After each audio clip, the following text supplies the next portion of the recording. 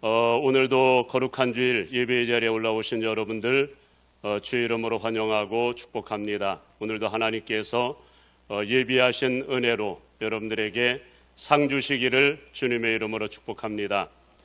오늘은 우리나라의 가장 가슴 아픈 역사, 이 나라의 동족 상잔의 비극이 일어났던 6.25 전쟁 기념 주일입니다.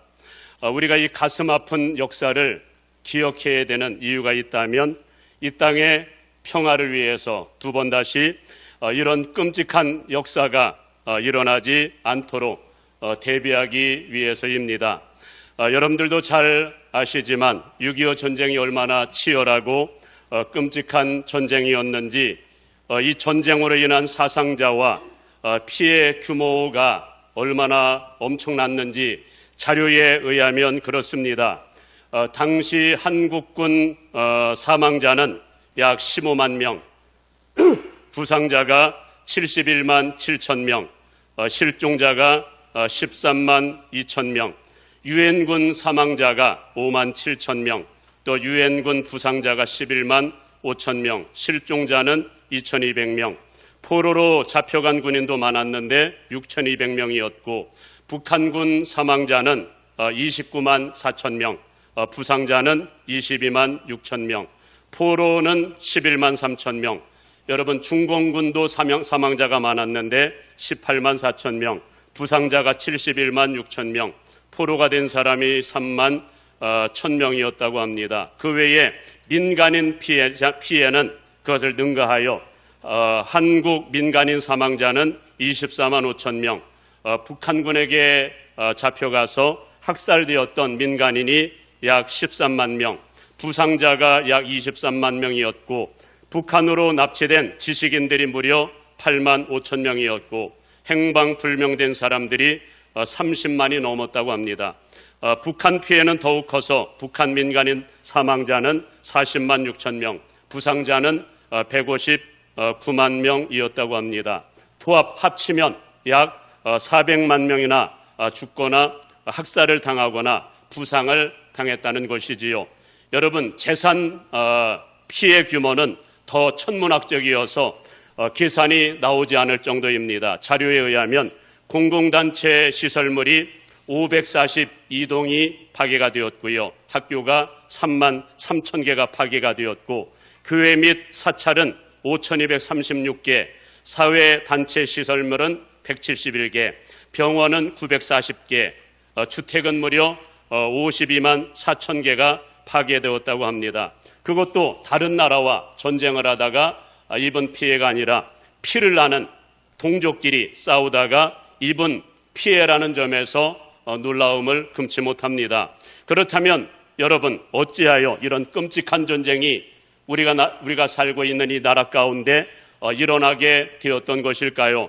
물론 이런 끔찍한 전쟁이 일어나게 된 배경에는 여러 가지 원인들이 있지만 그 중에서도 가장 큰 이유는 이념적인 갈등이 가져온 결과라는 사실을 여러분들은 잘 아실 겁니다. 여러분들도 잘 아시지만 이 나라가 일제치하에서 해방될 때에 우리의 힘으로 독립을 이루지 못하고 외세 열강들의 힘으로 도움을 통해서 해방이 되다 보니까 북한은 해방 이후에 러시아와 중공군의 영향권 아래 들어가게 되었고 우리 남쪽 대한민국은 자유민주주의 체제에 미국의 영향권 아래 들어가서 신탁 통치를 받게 되었기 때문입니다. 그런데 여러분, 이념적 갈등이 얼마나 무서운지 한번 공산주의 주체 사상에 물이 들면 피를 나눈 형제도 동족들도 알아보지 못하는 것 같습니다.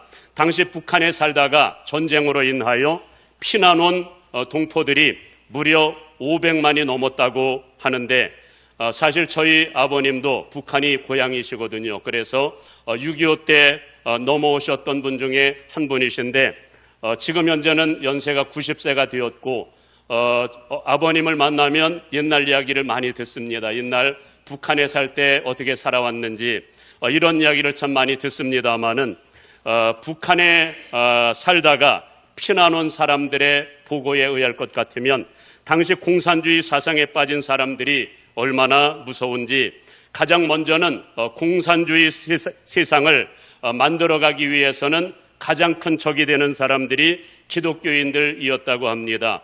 기독교의 사상이 공산주의 사상과 너무 반대이고 대치되다 보니까 첫 번째 타겟으로 기독교를 말살해야 그들의 세상을 만들어갈 수 있다 보니까 기독교를 탄압하는 원인이 되었고, 두 번째 타겟으로는 지식인들을 모조리 숙청해야 만들어갈 수 있는 그런 세상이다 보니 마치 캄보디아의 폴포트라고 하는 사람을 기억할 겁니다. 캄보디아를 지옥으로 만들었던 사람 말이죠. 그런데 어쩌면 김일성 일가가 그런 길을 걸어왔기 때문입니다. 당시 폴포트, 이 폴포트에 대한 얘기를 간단히 나누면 이 폴포트가 얼마나 공산사회주의에 물들어 있었든지 캄보디아의 정권을 잡으면서 자기가 꿈꾸는 공산사회주의를 만들어가기 위해서는 세 가지 전략이 필요하여 세 가지 전략을 세웠다고 합니다. 첫째는 이 땅에 불순물이 없는 순수한 세상을 만들어가기 위해서는 자본주의라든가 현대 문명에 물든 사람들을 모조리 제거하는 일이었고, 둘째는 국민들로 하여금 이 세상에 대한 탐욕을 갖지 않도록 모든 국민들로 하여금 동일하게 가난하게 만드는 정책이었다고 합니다. 그리하여 만들게 된 것이 집단 농장을 만들어서 도시에 살던 사람들을 전부 가난하게 만들어 농촌으로 이주시키는 일들을 했다는 얘기고, 세 번째는 어린이들과 다음 세대들까지도 전부 프롤레타리아, 이를테면 지식인이 아닌 노동자들로 키우기 위해서 학교를 폐쇄를 해버리고 오직 노동만이 유일한 교육으로 삼았다고 합니다. 그러니 이러한 잘못된 사상, 자기 왕국을 만들어가기 위해서는 어떤 사람들이 가장 걸림돌이 되었을까요?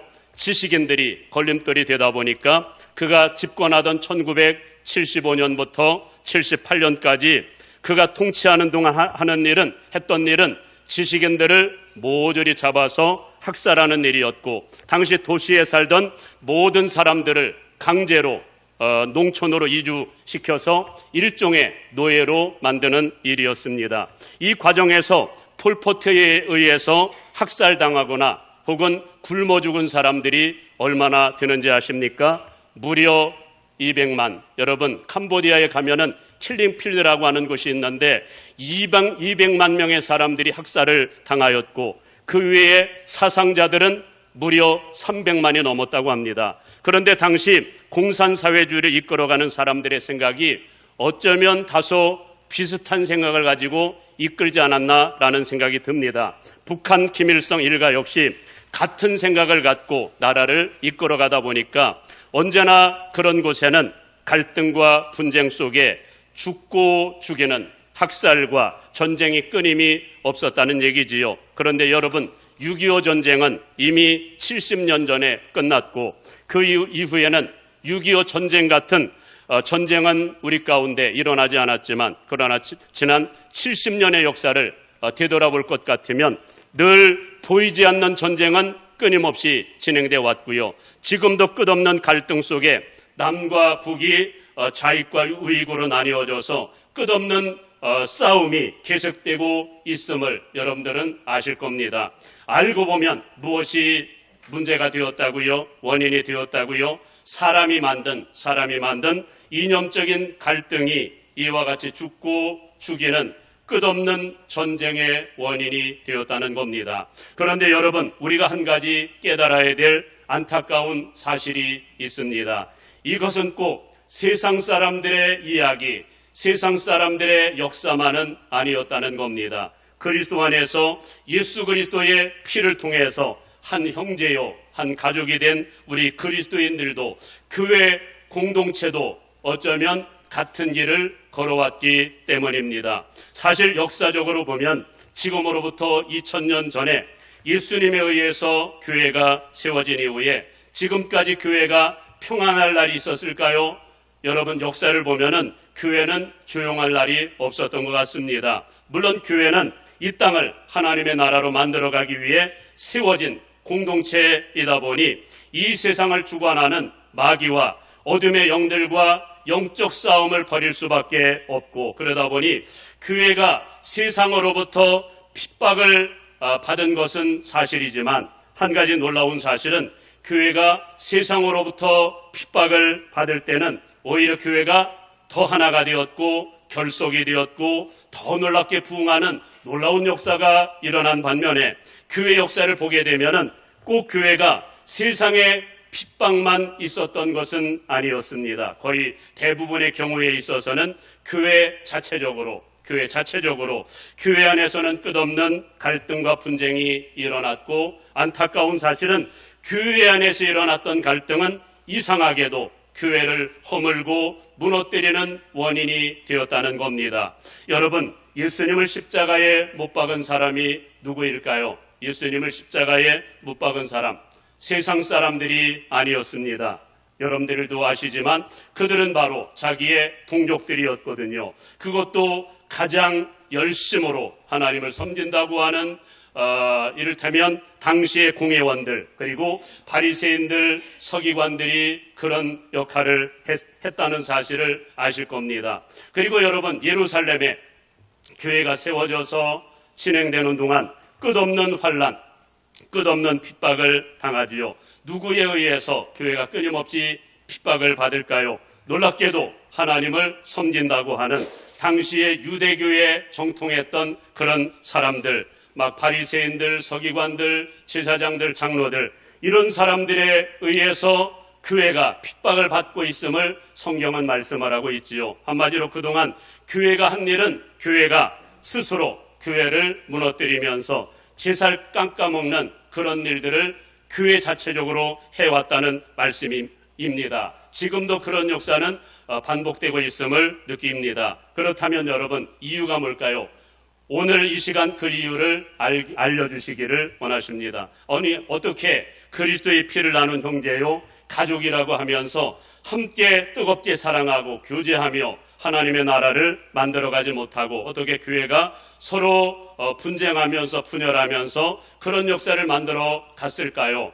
오늘 말씀을 통해서 하나님께서 말씀하시고자 하시는 말씀은 하나님의 통치를 받지 아니, 하나님의 백성이라고 하면서 하나님의 통치를 받지 아니하고 오늘 말씀에 의하면 자기 소견에 옳은 대로 행하는 사람들의 생각은 언제나 하나님의 생각과 대치될 수밖에 없고, 그 결과 자기 소견에 옳은 대로 살아가는 사람들은 마치 인간의 생각으로 만들어진 이념에 의해서 갈등하고 싸웠던 세상 사람들의 역사와 다를 바가 없는 그런 역사를 만들어갔다는 얘기입니다. 여러분들은 아마도 그런 질문을 질기하실지 모르겠습니다. 어찌 자기 소견에 옳은 대로 행하는 것이 잘못일 수 있을까? 오히려 자기 감정에 충실한 것이 오히려 좋은 거 아닌가? 이렇게 질문할지 모르겠습니다. 그러나 하나님께서는 말씀하셨지요. 잠언서 14장 12절을 통해서 말씀을 합니다마는, 여러분, 어떤 길은 사람의 보기에 바르나 필경은 사망의 길이니라, 이렇게 말씀을 하셨습니다. 여러분, 정말 그렇습니다. 우리의 최초의 조상 아담과 하와가 죄를 범하는 순간 우리 모두는 죄인의 자손들로 태어났다는 사실을 우리는 인정해야만 합니다. 사람에게는 선한 생각이 나올 수 없다는 것들을 우리는 인정을 해야만 합니다. 아무튼 그러다 보니까 물론 선한 생각들도 하겠습니다마는 결말은 늘 그렇다는 것이지요. 그러면서 하나님께서는 오늘 이 시간에 자기 소견에 옳은 대로 살아갔던 사람들의 생각이 어떤지를 하나님은 오늘 이 시간 알려주시길 원하시고, 결국 그들이 걷는 길은 어떤 결말을 맞이하는지에 대한 그런 말씀을 오늘 본문의 말씀, 오늘 끝절 25절 말씀만 읽었지만 오늘 본문의 내용은 20장, 21장 전체가 오늘 본문의 내용이 되겠습니다. 그리고 더 나아가서 하나님께서는 오늘 이 시간에 어찌하면 이런 역사를 전부 끝내버리고 오늘날 교회가 어찌하면 하나님의 생각과 계획대로 이 땅을 진짜 하나님의 나라로 만들어갈 수 있는지에 대해서까지 오늘 본문의 말씀을 통하여 말씀해 주시기를 원하십니다. 마치 하나님의 계획인 이사야 65장의 말씀처럼 이리와 사자가 함께 먹고 사자가 소처럼 풀을 먹고 뱀은 흙을 양식으로 삼는 상함도 해함도 없는 여호와를 인정하는 사람들로 가득한 그런 하나님의 나라를 만들기를 원하시는 하나님의 소원, 하나님의 뜻을 어떻게 이룰 수 있는지 오늘 그 방법들을 좀 들을 수 있기를 원합니다. 그럼 이제 이런 우리 주님의 마음을 품고 오늘 본문의 말씀 가운데로 들어와 봅시다. 오늘 본문의 말씀 속에서도 여러분 우리나라만큼이나 피를 나눈 같은 동족이요 형제들끼리 피 터지게 전쟁을 벌이고 있는 이스라엘 백성들의 안타까운 역사가 오늘 본문에 기록되어 있습니다. 이들은 중간에 타협점을 찾으려고 시도도 무던히 해보았지만 전혀 타협점을 찾지 못하고 언제나 늘 평행선을 그리면서 전혀 대화가 통하지 않는 이들의 모습을 보게 됩니다. 그래야 결국은 끝없는 전쟁을 통해서 모든 사람들을 다 죽이고 나서야 그제야 전쟁이 끝나는 그런 장면이 연출되지요. 그런 차원에서 이들은 도대체 무엇 때문에 그토록 피 터지게 싸우는지, 이들의 생각은 과연 옳은지, 이 사람들의 생각을 우리가 한번 오늘 이 시간 들어볼까 합니다. 어쩌면 인간적으로 생각하면 이들이 하는 행동들이 전혀 납득이 안 되는 것은 아니었습니다. 그렇다면 가장 먼저 이와 같은 전쟁의 원인이 되었던 당사자들부터 우리가 한번 만나봅시다. 에브라임 산지에 한 레위 사람이 있었는데 이 레위 사람이 유다 지파에 속한 베들레헴에 사는 한 여인을 만나서 자기의 아내가 아닌 첩으로 둔 겁니다. 이미 아내는 있었고 첩으로 둔 겁니다.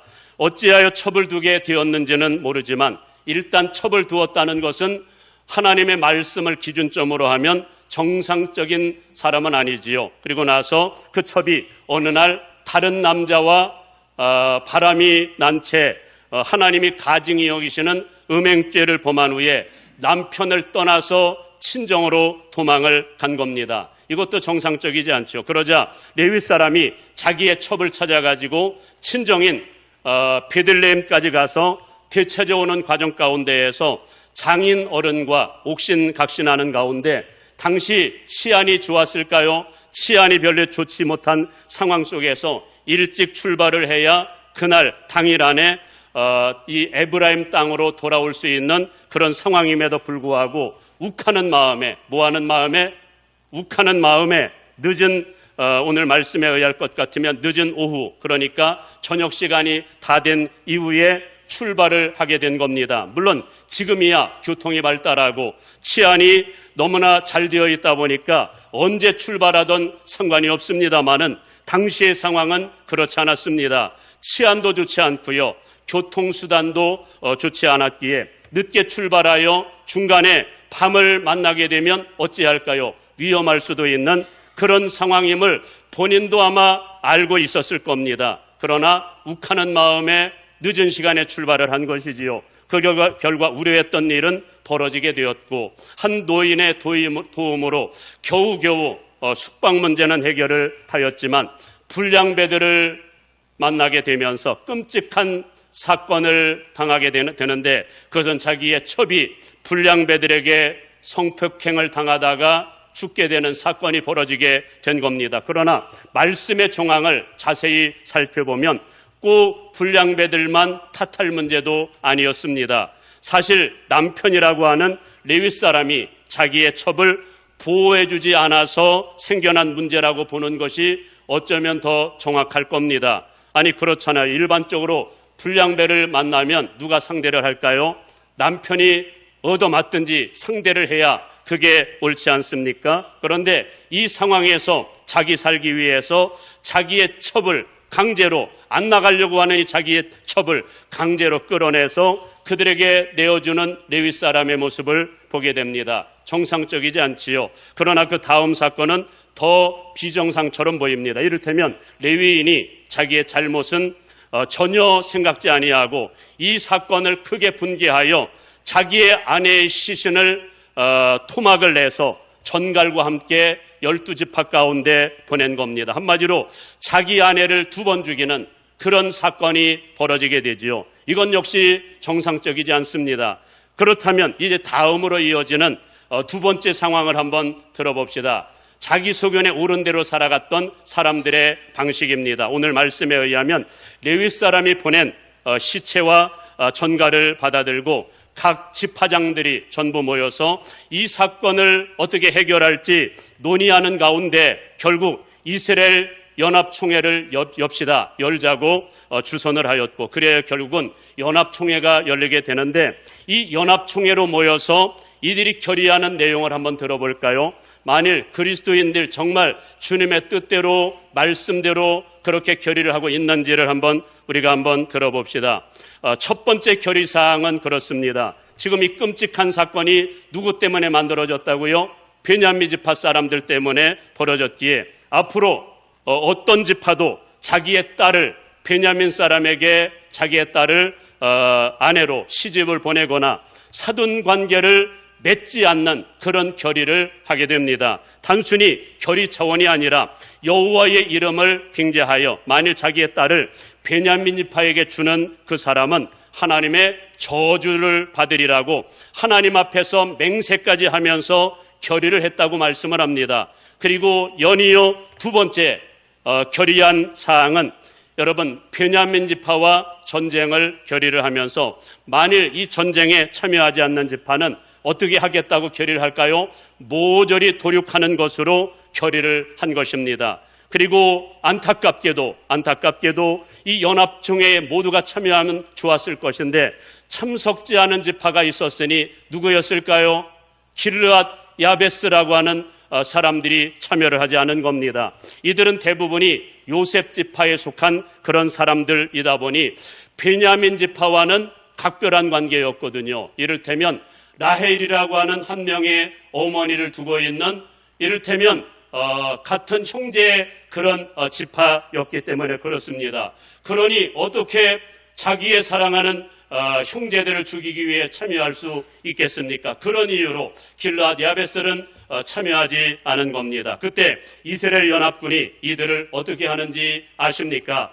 연합총회에 참여하지 않았다는 이유로 베냐민 지파를 모조리 도륙한 다음에는 두 번째 타겟으로 누구를 도륙합니까? 길르앗 야베스 사람들을 도륙하는 장면이 성경에 기록되고 있지요. 그러니 여러분, 지금 이들이 하나님의 공의를 행하기 위해서 모였다고 하면서 이들이 하는 행동이 여러분들이 판단할 때 정상적으로 보입니까? 아니, 베냐민의 죄를 단죄하기 위해서 모였다고 하면서 자기들의 범하는 죄는 그들과는 비교가 되지 않을 정도의 죄를 범하고 있다는 말이지요. 사랑하는 여러분, 하나님의 통치를 받지 않는 자기 소견에 옳은 대로 걸어가는 사람들의 모든 길은 물론 경중의 차이는 있겠지만 전부 이 길을 걷는다. 이게 주님의 말씀입니다. 그렇다면 그 다음 상황이 어떻게 진행되는가를 또 한번 우리가 지켜볼까요? 오늘 말씀에 의하면 당시 지파장들이 베냐민 지파를 응징하러 가자고 하니까 무인 군사가 몇 명이었을까요? 무려 40만 대군이 모이게 됩니다. 그리고 나서는 1차적으로는 협상에 들어가게 됩니다. 처음에는 불량배들만 내주면 전쟁을 벌일 계획이 아니었습니다. 그러나 협상이 타결이 되지 않고 결렬이 돼버리고 만 겁니다. 아마도 결렬이 된 이유는 어쩌면 연합군의 생각도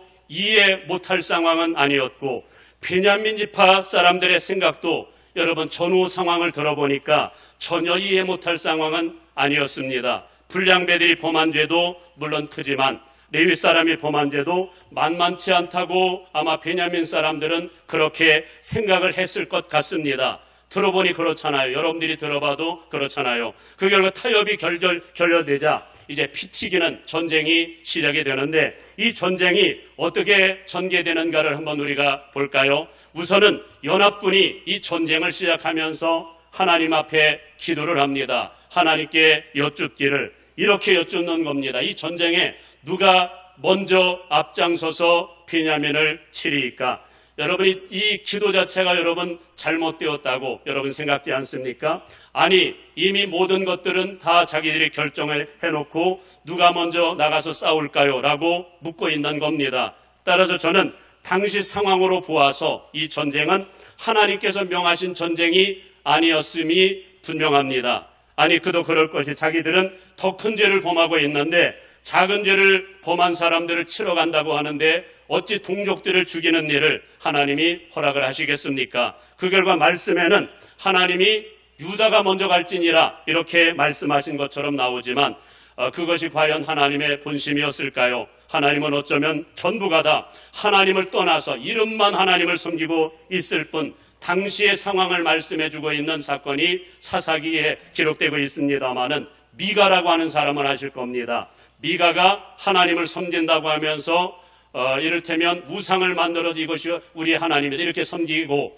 또 단지파가 지나가면서 우상을 훔쳐가서 우상을 우리 하나님이라고 섬기던 이게 그 당시의 단면의 모습이었거든요. 아마 대부분이 하나님을 섬긴다고 하지만 하나님의 말씀대로 섬기지 않는 그런 사람들이다 보니 하나님은 어쩌면 이 연합군을 향해서 네 마음대로 하거라, 네 마음대로 해라. 마치 발람이라고 하는 이방 선지자를 여러분 기억하시지요? 이방 선지자가 하나님께 기도하기를 이 발락의 요청을 받았기에 내가 가서 이스라엘 사람들을 저주하리까 할 때 하나님은 처음에 가지 말라. 이 백성은 복받은 민족이다. 만류를 하셨습니다. 그런데 끊임없이 묻고 있는 발람을 향해서 그래 가. 하나님은 허락하지요. 허락한 게 하나님의 본심이었을까요? 하나님의 본심이 아니었습니다. 하나님은 발람을 심판하기 위해서 그렇게 보내셨고 결국은 하나님이 심판을 하셨지요. 그 결과 이 전쟁의 상황이 어떻게 진행되는가를 보시면 하나님의 뜻이 아닌가를 뜻인가 아닌가를 구별할 수 있을 겁니다. 연합군이 하나님께 여쭈었고 베냐민을 치는 것이 하나님의 뜻이라면 전쟁에 승리를 해야지요. 그러나 베냐민과 1차전, 2차 전쟁이 벌어지게 되는데 이 전쟁에 이길까요, 질까요? 처음에 지죠. 1차 전쟁에 패배하여 22,000명이 죽고 2차 전쟁에 또 정비하여 또 들어갔는데 18,000명이 죽습니다. 사망자가 4만 명, 아마 사생자는 훨씬 더 많았을 겁니다. 그리고 나서 돌아와서 어찌하여 그러셨습니까 하면서 하나님께 막 통곡하는 연합군의 모습을 보게 되지요. 그러나 3차전에서는 복병 전략을 통해서 연합군이 겨우 승리하지만 이것이 하나님의 뜻이 아님을 알고 나서 그제서야 엄청나게 후회하고 있는 연합군의 모습을 봅니다. 왜냐하면 당시들이 범한 죄는 하늘을 찌를 정도로 큰 죄를 범하였기 때문입니다. 우선은 당시 베냐민 지파의 군사들이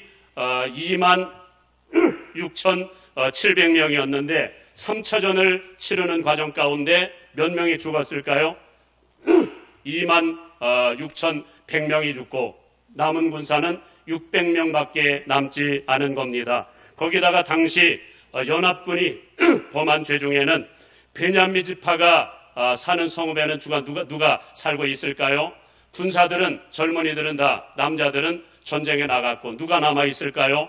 처자식들이 아마도 수십만이 남아 있을 그곳에 여러분 연합군이 범하는 죄는 그 처자식들을 모조리 도륙할 뿐만 아니라 모든 가축들까지 하나도 남김없이 아니 무슨 원수진 것도 아니고 전혀 죄가 없는 이런 사람들까지도 전부 도륙하는 그런 사건이 벌어집니다. 그 결과 이제 한 지파가 영원히 없어질 운명에 처하자 연합군이 크게 후회하는 장면이 나오지요. 그 결과 이들을 보호하기 위해서 세운 방법이 있었는데 여러분 베냐민 지파를 살린다는 이유로 세우는 전략도 아름답지 못합니다. 하나는 우리와 뜻을 함께하지 않았던 길르앗 야베스 사람들을 모조리 도륙하고 그들 중에서 남자를 알지 못하는 처녀들을 데려다가 그들의 아내로 주는 방법이었습니다. 그래야 결국은 400명의 처녀들을 남아있는 600명의 사람들에게 건네주지요.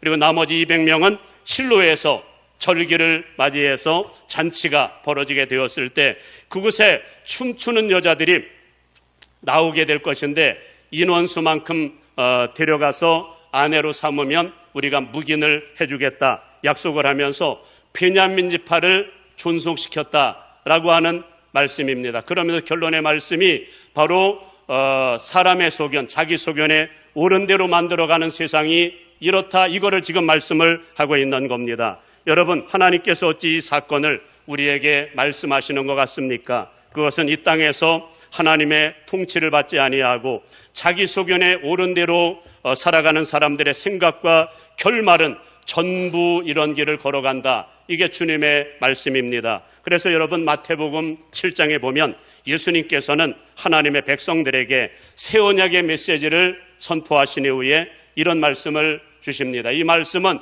지켜도 되고 안 지켜도 되는 말씀이 아니라 명하신 말씀대로 행해야만 한다라고 하는 취지에서 우선 나의 말을 듣고 행하는 사람은 반석 위에 집을 짓는 지혜로운 사람 같으리니 비가 오고 바람이 불고 창수가 나도 무너지지 아니하지만 나의 말을 듣고 행하지 아니하는 사람들은 모래 위에 집을 짓는 사람 같아서 비가 오고 바람이 불고 창수가 나면 무너짐이 심하다, 이 말씀을 하십니다. 한마디로 하나님의 말씀대로 세워지지 않는 신앙의 건물들은 무너진다, 이 말씀을 지금 하고 있는 겁니다.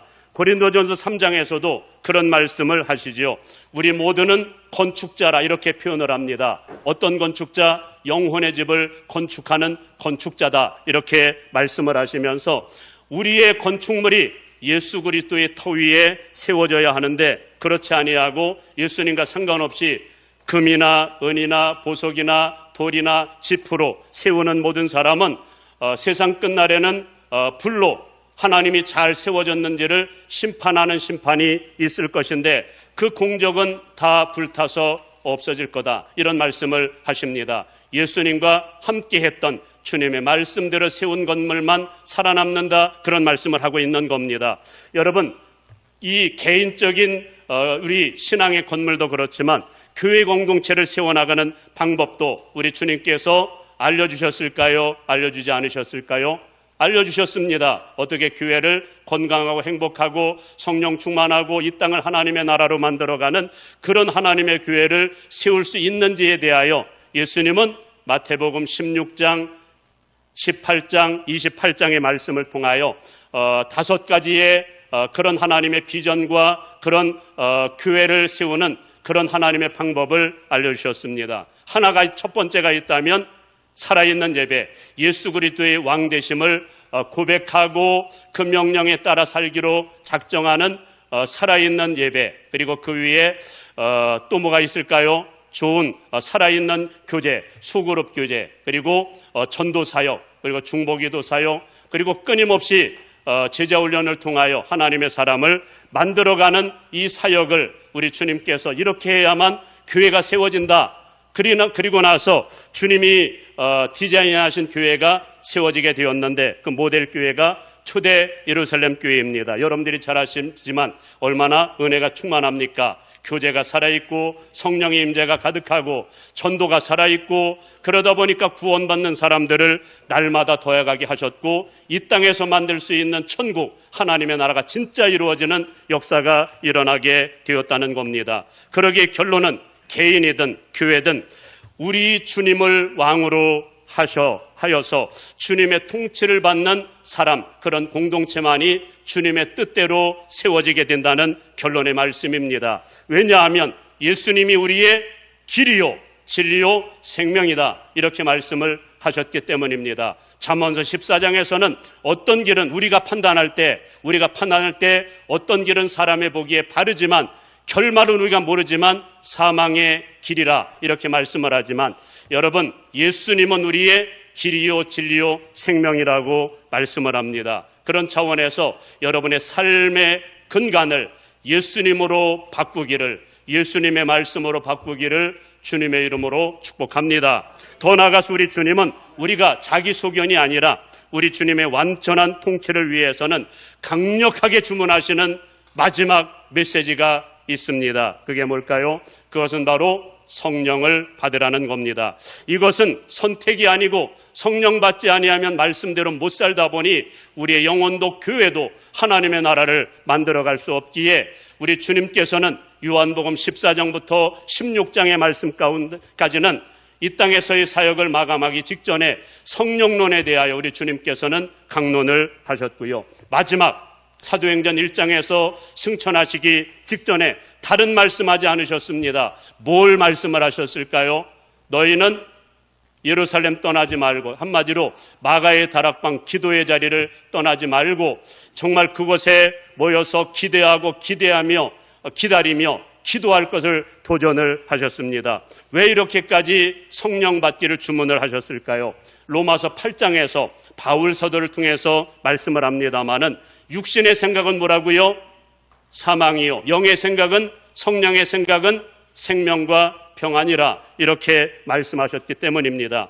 아예 육신의 생각은 뭐라고 말씀하셨는가 하면은 하나님과 원수가 되기 때문에 하나님의 말씀대로 살기 위해서는 성령의 충만함을 받으라. 이게 주님의 마지막 결론 명령의 말씀입니다. 그리고 여러분들이 잘 아시지만 이와 같은 우리 주님의 마지막 명령을 따라 오순절 마가의 다락방에 모여서 성령 받기를 위해서 기도했던 사람들이 있지요. 누구일까요? 120명의 문도들, 마지막까지 그렇게 많은 사람들이 있었지만 거기에 참여한 사람은 120명의 사람들이었습니다. 이들이 오순절 날까지 적어도 한 열흘간에 걸쳐서 뜨겁게 기도하는 가운데 아니나 다를까 약속의 성령이 예수님의 말씀처럼 그곳에 임하게 되니까 어떤 일이 벌어졌을까요? 불의 혀같이 갈라지는 것들이 보이면서 가장 먼저 일어났던 역사는 기도의 문이 열리는 역사가 일어난 것입니다. 여러분, 기도의 문이 열리면 성령이 강력하게 역사를 하거든요. 그 이어서 일어난 사건은 문화권이 다른 사람들이 지금 모여 있습니다. 그런데 지금 현재 서로 대화가 통하는 그런 역사가 일어나게 되었고, 그리고 또 전도의 문까지 열리는 겁니다. 전도의 문이 열리니까 베드로가 이렇게까지 유식한 능력 설교자가 아니었거든요. 성령 받기 전에는 예수님을 3번 부인했던 그런 제자, 말씀은 3년 동안 막 내내 훈련은 받았지만 정리가 안 되는, 예수님이 하나님 되심도 온전히 믿지 못했던 베드로가 언제 완전히 온전해졌을까요? 성령 받으니까 3년 내내 예수님이 훈련하셨던 모든 말씀들이 다 꿰맞춰지고 신구약 성경이 하나가 되는 과정 가운데 어디서 그런 능력 있는 설교가 나오는지, 저는 이 성경 가운데 최고의 설교의 모범이 있다면 어쩌면 베드로가 설교했던 그 내용이 아닐까라는 생각이 듭니다. 정말 이 설교를 아마 베드로도 하면서 놀라지 않았을까 싶고요. 그리고 이 설교가 성령의 능력 가운데 증거되는 순간 3,000명이 어찌할꼬 회개하며 돌아오게 되었고, 그들은 하나가 되었고 전 세계 복음화의 요충지가 되었다는 말씀입니다. 여러분, 무엇을 말씀합니까? 성령님만이 우리를 사랑하게 만들고 하나 되게 만든다는 것입니다. 성령님만이 우리 주님의 모든 말씀을 깨닫고 순종하게 만드신다는 것입니다. 그러니 성령님만이 생명의 역사를 만들어간다, 오늘 이 말씀을 하시는 겁니다. 사랑하는 여러분, 이제는 이 비밀을 성령의 능력으로 깨닫는 은혜가 있기를 주님의 이름으로 축복합니다. 이 말씀을 듣고 나서 이제부터는 자기 소견에 옳은 대로 살아가는 사람들은 우리 가운데 한 사람도 없고, 이제는 마가의 다락방이 여러분의 삶의 현장이 되기를 주님의 이름으로 축복하고요. 여러분들이 말씀을 듣는 말씀의 골방이 여러분의 삶의 현장이 되기를 주님의 이름으로 축복합니다. 바울 사도가 고백했던 나는 죽고 주님이 나를 완전히 장악하여 정말 넘치는 사랑, 넘치는 주님의 마음을 가지고 이제는 하나님의 나라를 만들어가는 그런 용사들이 되기를 주님의 이름으로 축원합니다.